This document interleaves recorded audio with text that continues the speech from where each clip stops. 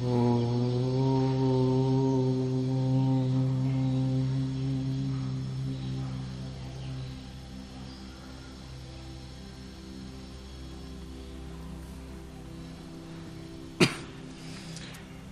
मातृशक्ति आचार्य महानुभाव ब्रह्मचारीगण, ऋग्वेदादि भाष्य भूमिका ब्रह्म विद्या विषय। वेद विषय विचार पीछे आया था। उस वेद विषय विचार में भी 4 विषय स्वामी जी ने रखे थे। उपासना कांड, कर्म कांड, ज्ञान कांड और विज्ञान कांड। और उनमें परा और अपरा 2 विद्याएं दी थी। उनमें से परा विद्या को श्रेष्ठ कहा था, माने ब्रह्म विद्या को श्रेष्ठ कहा था। या फिर से अलग से केवल ब्रह्म विद्या विषय यहां दे रहे हैं। तो हमने कल देखा था, तद विष्णु परमं पदम सदा पश्यन्ति सूरयः दिवीव चक्षुराततम। और एक बात निकल के कल आई थी, सूरयः पश्यन्ति परमं पदम। उस विष्णु के पद को सूर्य विद्वान लोग ही देख पाते हैं। साधारण लोग उस परमेश्वर के पद को, परमेश्वर की विशेषताओं को नहीं देख पाते। आज मंत्र दे रहे हैं, परित्य भूतानि परित्य लोकान परित्य सर्वः प्रदिशो दिशश्च उपस्थाय प्रथमजामृतस्य आत्मना आत्मानम अभिसंविवेश। ये पीछे भी मंत्र आया था, लेकिन वहां स्वामी जी ने व्याख्या नहीं की थी। यहां व्याख्या पूर्वक दे रहे हैं। परित्य भूतानि करें, यह परमेश्वरः भूतानि आकाशादीनि परित्य सर्वतः अभिव्याप्य। करें, जो परमेश्वर भूतानि, भूतानि को खोला, आकाश आदि जो भूत हैं उनमें परित्य अर्थात सर्वतो अभिव्याप्य, सर्वत्र अभिव्याप्त होकर के। और सूर्यादि लोकान परित्य, सूर्यादि जो लोक हैं उनमें व्याप्त होकर। पूर्वादि दिशः परित्य, पूर्व पश्चिम उत्तर दक्षिण इत्यादि जो दिशाएं हैं इनमें व्याप्त होकर। आग्नेय आदि प्रदिशश्च परित्य, और आग्नेय आदि जो 4 उपदिशाएं हैं इनमें व्याप्त होकर। परितः सर्वतः इत्वा प्राप्य विदित्वा च। परितः सर्वतः सब ओर से, इत्वा उसी को खोला, प्राप्य प्राप्त करके, और विदित्वा जान करके। माने ऐसा जो परमेश्वर है उसी परमेश्वर को प्राप्त करके और जान करके ही यह स्वसामर्थ्यस्य आत्मा अस्ति यश्च प्रथमानि सूक्ष्म भूतानि जनयति तम परमानंद स्वरूपम मोक्षाख्यम परमेश्वर यो जीव आत्मना स्वसामर्थ्येन अंतःकरणेन उपस्थाय तमेव उपगतो भूत्वा विदित्वा च। लंबा हो जाएगा। तो ऐसा जो परमेश्वर सब और व्याप्त है, सब जगत में है, ये तो सामान्य दूसरी बात ही जोड़ दी कि सूर्यादि लोकों में व्याप्त है, दिशा उपदिशा में व्याप्त है।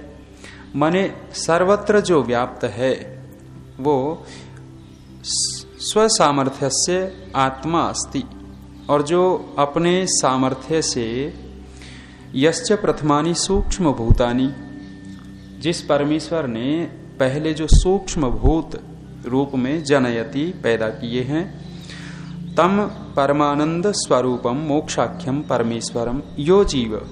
ऐसे जो परमानंद स्वरूप मोक्ष स्वरूप परमेश्वर को जो जीव आत्मना अपनी आत्मा से, उसी को खोला, स्वसामर्थ्येन अंतःकरणेन उपस्थाय, अपने सामर्थ्य से अपने अंतःकरण में उपस्थाय माने स्थापित करके, जान करके, तमेव उपगत भूत्वा विदित्वा च, उसी को प्राप्त करके और जान करके, आभिमुख्येन सम्यक प्राप्य सैव मोक्षाख्यम सुखम अनुभवति इति। आभिमुख्येन सम्यक प्राप्य, उसी को ठीक ठीक प्राप्त करके मोक्ष को के सुख को वो अनुभव कर सकता है। माने परमेश्वर को ही प्राप्त करके जीवात्मा मोक्ष सुख को प्राप्त कर सकता है। वो क्या दिया, नान्य पंथा विद्यते अयनाय, दूसरा कोई रास्ता नहीं है। बहुत बड़ी विशेष बात की है। और दूसरे मत संप्रदाय में देखेंगे इतनी बड़ी बात शायद नहीं की होगी। दूसरे लोगों ने बहुत सारे, ये गुरु गीता आपने पढ़ी हो, निरंजन जी ने पढ़ी गुरु गीता? अच्छा, क्योंकि छोटे से उन समुदाय के ये भी गुरु हैं, पढ़ी नहीं। तो गुरु की महिमा जानते हैं? गुरु की महिमा क्या होती है? वहां गुरु की महिमा में एक श्लोक लिखा उन्होंने। ये तो एक तो प्रसिद्ध श्लोक जानते ही आप, गुरुर ब्रह्मा गुरुर विष्णु गुरुर देवो महेश्वरः गुरुः साक्षात् पर ब्रह्म तस्मै श्री गुरुवे नमः। मन सब कुछ गुरु को ही ठहराया है उन्होंने। और ये माताएं नाराज न हो तो उनके लिए कह देता हूं इसी श्लोक पर, पतिर ब्रह्मा पतिर विष्णु पति देवो महेश्वरः पति साक्षात् पर ब्रह्म तस्मै श्री पतये नमः। यदि वो भी मान ले तो भी ठीक, लेकिन वहां तो केवल गुरु को ही सब कुछ कह दिया, उस पर चर्चा नहीं करे। एक और श्लोक दिया उन्होंने, है जी, हाँ वो दिया, ध्यान मूलम गुरोर मूर्ति पूजा मूलम गुरोह पदम मंत्र मूलम गुरोर वाक्यम मोक्ष मूलम गुरोह कृपा।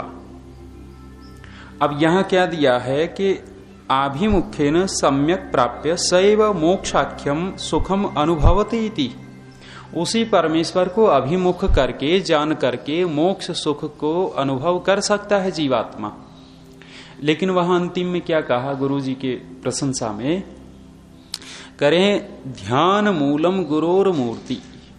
यदि ध्यान लगाना है आपको, अभी स्वामी जी कई सारे कोषों की, पंचकोश की करके गए हैं, बता के गए हैं, फिर अलग अलग चक्रों में धारणा इत्यादि बहुत सारे बता के गए कि यदि ध्यान लगाना है तो हृदय में लगावें, फलाने चक्र पे लगावें, पंचकोश का विवेचन करें, बहुत सारी बातें बता करके गए। और उसमें मुख्य क्या रखा है, चिंतन करें, परमेश्वर का चिंतन करें, ओम इत्यादि का चिंतन करें। तो लेकिन इन्होंने क्या किया, ध्यान मूलम गुरोर मूर्ति। यदि ध्यान करना है तो गुरु जी की मूर्ति का ध्यान करो, गुरु से आगे बढ़ते ही नहीं।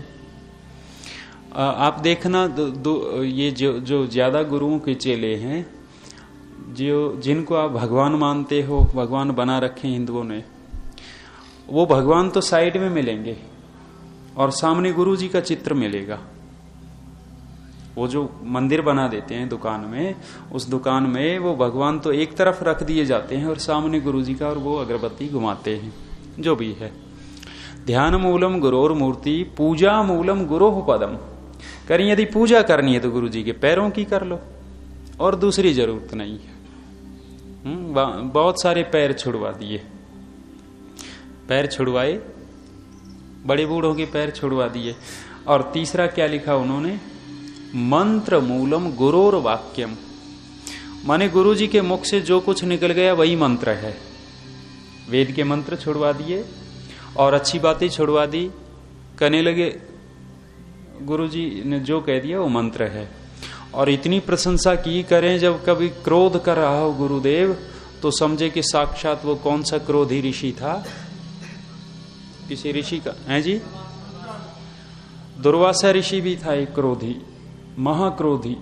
कहने लगे कि यदि क्रोध करे तो दुर्वासा ऋषि के समान मान लेवे, और मोह करने लगे तो मोही भी कोई राजा हुआ है, कहने लगे उस जैसा मान लेवे। सारे वो सारे के माने जितने भी क्रोध, काम, क्रोध, लोभ, मोह, जितने अवगुण हैं, कहने लगे जब जब गुरु जी में प्रकट हुए तब तब वो ऐसा वैसा चिंतन करने लग जाए। माने गुरु जी को वो मानना ही नहीं कि ये लोभी है। और गुरु बड़े लोभी होते हैं। वहां चल रहे थे नदी के किनारे किनारे, गुरुजी उपदेश कर रहे थे चेले को, कहने लगे कि भाई लोभ बड़ी खराब चीज, और लोभ में पड़ करके व्यक्ति फंस जाता है, दुखी होता है। लोभ नहीं करना चाहिए। सत्य वचन महाराज, गुरुजी बहुत अच्छा उपदेश दे रहे हैं। आज तो फूट रही वाणी, अमृत झर रहा आपकी वाणी से। नदी बह रही थी, देखा गुरुजी ने, अरे शिष्य को उपदेश बंद, बोले अरे कंबल बहता आ रहा कोई, और इतना अच्छा दिखा, ऊपर से करे ना फौरन का लगता है, बहुत कोमल कोमल दिखा। चेला ने कहा गुरुदेव निकाल के लाऊं? बोले नहीं नहीं तू ठहर, मैं निकाल के लाऊंगा। वो झोली एक तरफ रखी, घुस गया कंबल की तरफ। अब कंबल पे जैसे ही हाथ मारा था, वो पानी में ज्यादा बहाव था, वो भालू था, भालू। रीछ बहता जा रहा था, और रीछ को थोड़ा सा सहारा मिला तो गुरुजी को पकड़ लिया, और जबरदस्त पकड़ा। चेला कह रहा कि गुरुदेव सर्दियां बड़े आराम से कटेंगी, निकाल के तो लाओ। अरे बोला निकालूं कैसे? बोले क्या हुआ? बोले कंबल नहीं मुझे पकड़ लिया, ये कंबल ही नहीं मुझे छोड़ रहा। तो वहां तो लोभ का बड़ा अच्छा उपदेश चल रहा था, और यहां खुद फंसे पड़े हैं। तो वो कह रहे हैं कि गुरु में लोभ हो तो ऐसा चिंतन करे, गुरु जी कामी हो तो ऐसा करे, सारे के सारे दोष हो, लेकिन मन गुरु जी को ही रखना है। और अंतिम जो यहां घट रहा था हमारा, कह रहे हैं मोक्ष मूलम गुरु कृपा। कह रहे हैं कि गुरु जी की कृपा हो गई तो निश्चित मोक्ष हो जाएगा, अन्यथा कोई रास्ता नहीं। लेकिन वेद तो ये कहता है कि जो सर्वत्र व्याप्त परमेश्वर है, उस परमेश्वर को प्राप्त करके ही मोक्ष हो सकता है, चाहे गुरु जी की कृपा हो या न हो। हाँ, एक ढंग होता है हमारे अंदर सात्विकता हो और हमें सात्विक गुरु मिल जाए। पीछे चर्चा हुई थी, भगवन किम उपादेयम। पूछा महाराज क्या करना चाहिए? कहने लगे गुरोह वचनम, जो गुरु जी कह दे वो कर लो। एक और बात उठी, को गुरु?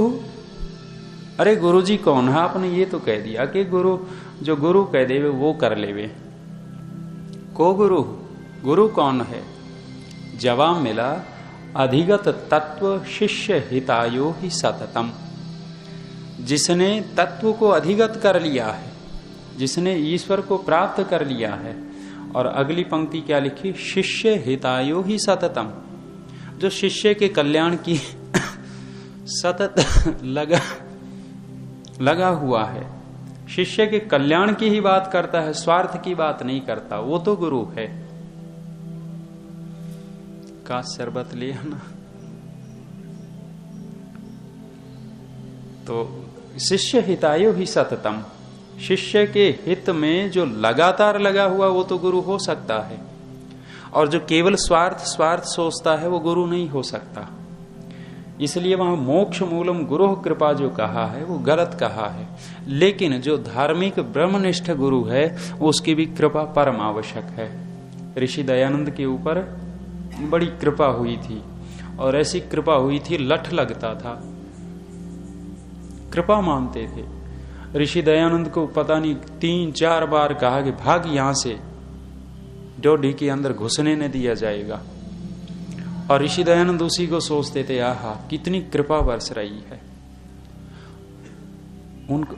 नहीं, हाँ, एक दिन तो कह रहे हैं कूड़े के वो झाड़ू लगाई स्वामी जी ने, और झाड़ू लगाई तो कूड़ा एक तरफ, और महाराज गुरुदेव घूम रहे थे, कहीं जा रहे थे, नेत्र तो थे नहीं, अंदर के तो नेत्र थे ही, बाहर के भले ही न हो, और जिसके बाहर के हैं वो बाहर बड़े होते हुए भी नहीं देखते।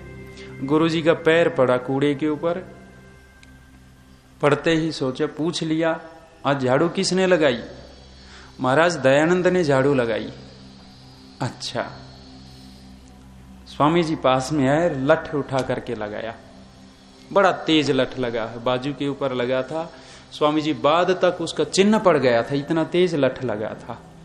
और वो देख करके वो चिन्ह और कभी कभी गदगद होते थे ऋषि दयानंद के, आहा गुरु की कोई निशानी है तो मेरे पास है, चिन्ह रह गया।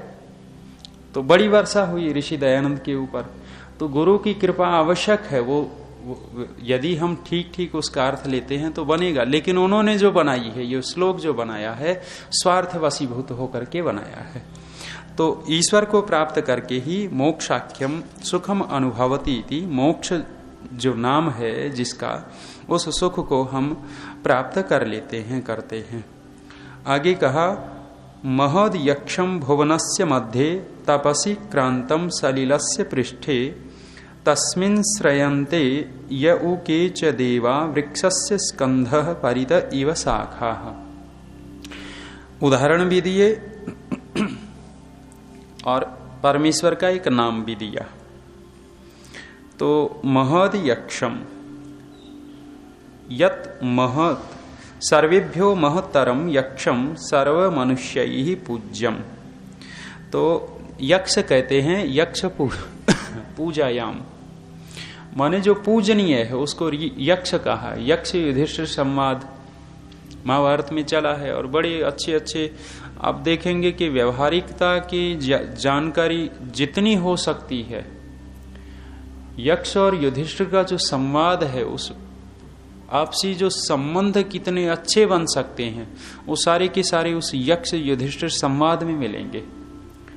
आपस के संबंध बहुत ज्यादा, घरेलू जितने संबंध दिखा सकते हैं वह सारे एक एक लेकर के बताया है।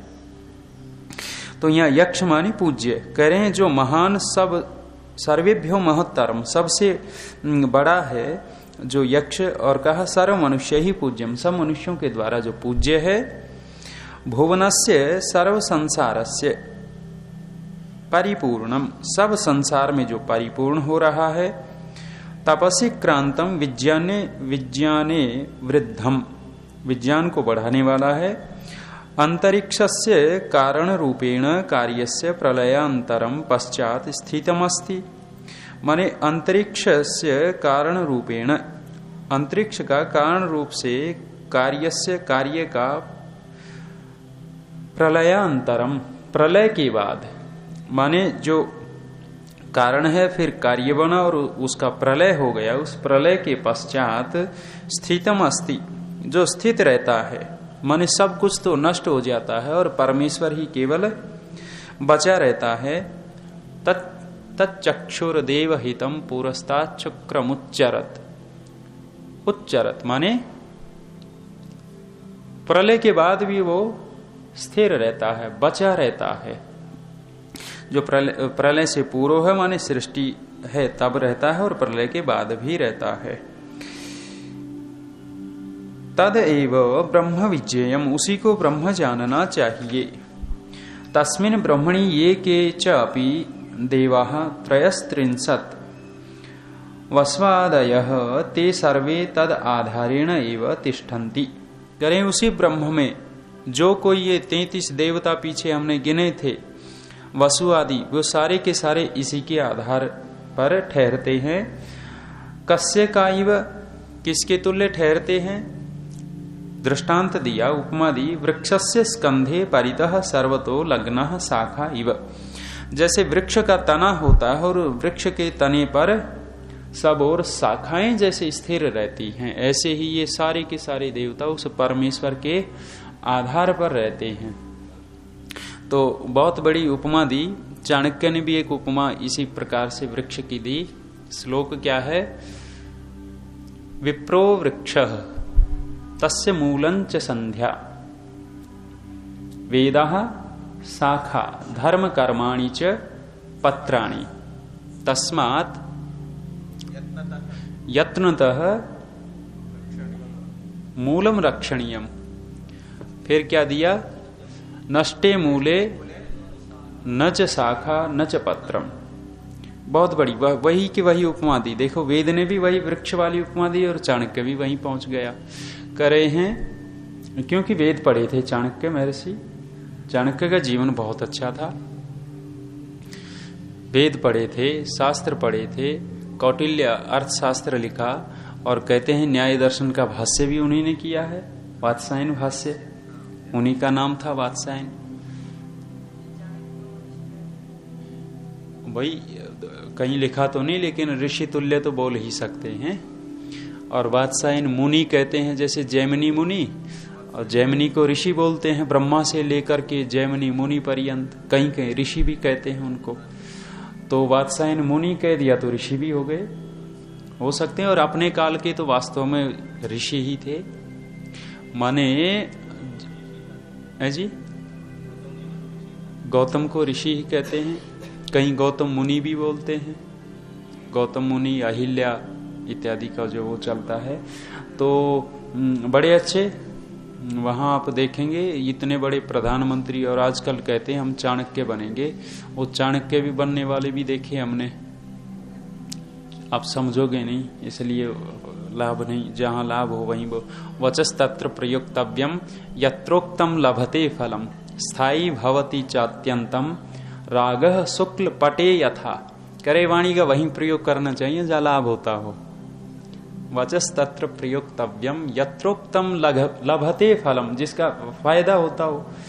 फिर दृष्टांत कैसा दिया, स्थायी भवति चात्यंतम रागः शुक्ल पटे यथा। सफेद कपड़े को रंगने में तो फायदा भी है, और काले को रंगने में क्या फायदा है। दूसरा श्लोक में मिलता है इस प्रकार का, ऐसा ही तत्रैव वक्तव्यम यत्रोक्तम सफलम भवेत्, वही बोलना चाहिए जहां हमारा कहना सार्थक। अगली पंक्ति सफल, यही है एक पंक्ति। अच्छा, ऊपर पहली पंक्ति एक है, वो याद नहीं। अच्छा चलिए, तो कह रहे वो चाणक्य ने वृक्ष, ब्राह्मण वृक्ष है, तस्य मूलंच संध्या, उसका जो जड़ है वो संध्या है। और उसके कह रहे हैं कि वेदा शाखा, वेद शाखा है, धर्म कर्माणि पत्राणि, जो धर्म कार्य वो करता है तो उसके पत्ते हैं। इसलिए कह रहे हैं कि मूल की यत्न से रक्षा करनी चाहिए। देखो कहां संध्या पे जोर दे रहे हैं चाणक्य ऋषि, कमाल हो गया, कितना बड़ा महत्व है संध्या के ऊपर, कितना उन्होंने जोर दिया। करें संध्या है तो वेद भी हैं, संध्या है तो धर्म कर्म भी हैं, संध्या है तो ये ब्राह्मण भी बचा रहेगा, और संध्या नहीं है तो तना कब तक खड़ा रहेगा, संध्या नहीं है तो तने के ऊपर शाखाएं कब तक रहेंगी, संध्या नहीं है तो उसके ऊपर पत्ते कहां से आएंगे। तो महत्व क्या दे रहे हैं कि संध्या का बहुत बड़ा महत्व दिया। इसलिए कह रहे हैं कि ब्राह्मण को संध्या की रक्षा करनी चाहिए। संध्या करेगा तो, इनका कहते हैं ना पंडित लेखराम का, पंडित लेखराम जी का पेशावरी संध्या, कितना वो व्यंग किया था उसने। ओहो, हो गई पेशावरी संध्या, देखो ये संध्या करके आया पंडित जी। वो संध्या का समय हुआ, इस समय हुआ तो बैठ गए अपना उपासना करने, और ढूंढ रहे लेखराम जी कहाँ, लेखराम जी कहाँ हैं। अरे किसी ने देखा कि वो छत पे बैठे हैं, वो टमटम जो भी लिए थे, ऊपर देखा, ओहो, फिर नीचे उतरे, फिर व्यंग कसा, हो गई पेशावरी संध्या तुम्हारी। कितना बढ़िया उत्तर दिया। लेखराम जी कह रहे हैं कि भले आदमियों, वो कहना ये चाह रहा था, न तो आचमन किया, न कुल्ला किया, न और हाथ पैर धोए और बैठ गया संध्या में। तो वहां कह रहे थे भी जहां ये न हो तो जरूरी नहीं है, ये साफ सफाई शरीर का धर्म है, और संध्या तो आत्मा का धर्म है, आत्मा की पुष्टि होती है, इसलिए संध्या करनी चाहिए। तो वृक्ष का उदाहरण दिया, वृक्षस्य स्कंधे परितः सर्वतः लग्नः शाखा, जैसे वृक्ष के तने के ऊपर चारों ओर ये शाखाएं लग्न रहती हैं, ऐसे ही परमेश्वर के आधार पे सारे के सारे देवता, माने सूर्य चंद्र 8 वसु आदित्य रुद्र इत्यादि सारे उसी परमेश्वर के आश्रित हैं। यदि परमेश्वर नहीं है तो सारे के सारे, ताश का घर देखा, ताश का घर, वो ताश के थोड़ा सा बहुत अच्छा बन जाता है, और नीचे का एक ताश थोड़ा सा हटा दो, धड़ाम से गिरता है। ऐसे ही परमेश्वर हटा दें तो कुछ नहीं, धड़ाम से सब कुछ गिर जाएगा। तो ऐसा कह रहे, न द्वितीयो न तृतीयो तृतीय चतुर्थो नापि उच्यते, न पंचमो न षष्ठ सप्तमो नापि उच्यते, अष्टमो न नवमो दसमो नापि उच्यते, स सर्वस्मै विपश्यति यच्च प्राणिति यच्च न तम इदम निगदम स एष एक वृत एक एव सर्वे अस्मिन् देवा एक वृतो भवन्ति। आप कहना चाह रहे होंगे ये बीच में आपने कुछ और बोल दिया, ये इन्हीं के बीच में है, इसलिए वो पंक्ति संकलित की है इन्होंने, इसलिए मैंने बोल दिया वो कोष्ठक में है। वैसे मूल में करें अयम मंत्रो अत्र लेखक प्रमादात मुद्रण प्रमादात व नष्ट। करें ये मंत्र जो है या तो मुद्रित करते समय छूटा है, या स्वामी जी लिखवा रहे थे तो लेखक के प्रमाद से छूट गया। अस्य व्याख्यानम यथास्थानम उपलभ्यते, और इसका व्याख्यान इस संस्कृत भाग में मिलता है, इसलिए ये मंत्र दे दिया इन्होंने। तो इन मंत्रों में यही कह रहे हैं कि न तो दूसरा परमात्मा, न तीसरा, न चौथा, न पांचवा, न छठा, न सातवां, न आठवां, न नौवां, दसवां, आगे क्यों नहीं गिनाया? 11, 12, 100, लाख, 10 लाख, यहीं तक रुक गए। अच्छा, 2 से लेकर के 10 तक कितनी संख्या होगी? 9 ही होंगे ना। तो 9 का बड़ा रहस्य है, फिर कर लेंगे। 9 द्रव्य भी हैं, वैशेषिक में 9 द्रव्य गिनाए हैं। हो सकता है उधर का संकेत तो विद्वानों ने व्याख्या की है इसकी। चलिए, ओम द्यौः शांतिरंतरिक्षं शांतिः पृथिवी शांतिरापः शांतिरोषधयः शांतिः वनस्पतयः शांतिर्विश्वे देवा शांति ब्रह्म शांति सर्वं शांति शांतिरे सामा शांतिरेधि। ओम शांति। सबको सब